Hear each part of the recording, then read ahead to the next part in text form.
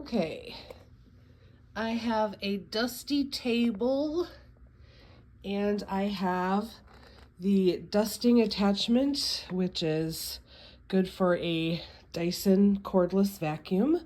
It does fit my Dyson. It's snapped on very easily. So let's see how well it does.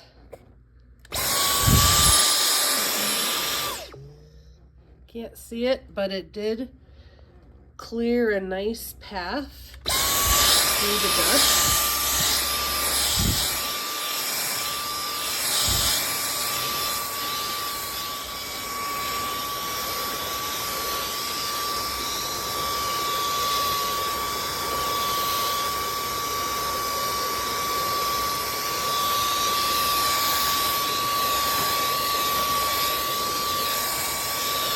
Okay, so it's very hard to see in the video, but it did do a good job at the dust. A lot of these things are kind of stuck on, so I have to actually clean it a little better with a rag, but it did. And these are scratches, so those won't come off anyway.